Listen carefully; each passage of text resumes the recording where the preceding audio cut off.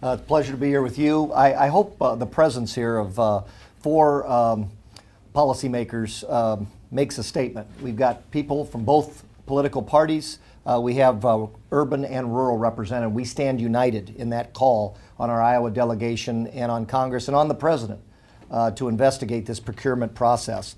I am here today to add my voice to the chorus of concerns out there on this Air Force decision to award this multi-billion-dollar contract. I think Congress needs to take a very close look on the ins and outs of this contract. Specifically, I and others want to know why a foreign company that is showing contempt for U.S. institutions was given clearly unfair advantage over Iowa workers. The economic impact of this decision will be severe. 1,000 to 1,600 Iowa jobs would have been supported by this Boeing tanker contract. First and foremost, the Air Force failure to hold this French company, EADS, we'll call it EADS, responsible for their use of illegal subsidies is unacceptable. EADS has received $100 billion in subsidies, called no-risk loans, over the last 3 decades from the European Union.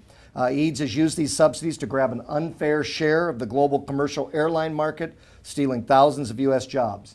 The damage was so extensive that the U.S. Trade Representative filed a lawsuit, still pending before the World Trade Organization, against this $100 billion European Union subsidy campaign.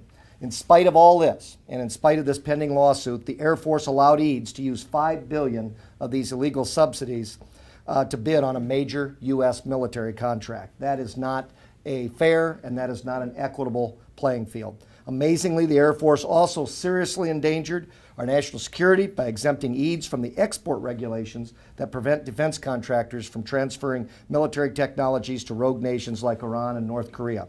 EADS has a long record, it's a long and a documented record of flirting with arms sales to dangerous foreign companies. They have hawked their wares at air shows in Iran. They have attempted to sell military vehicles to Venezuela. They've long pushed for repealing the arms embargo against China. Allowing EADS to sell technology to America's enemies not only threatens our national security, but it also threatens our soldiers fighting overseas.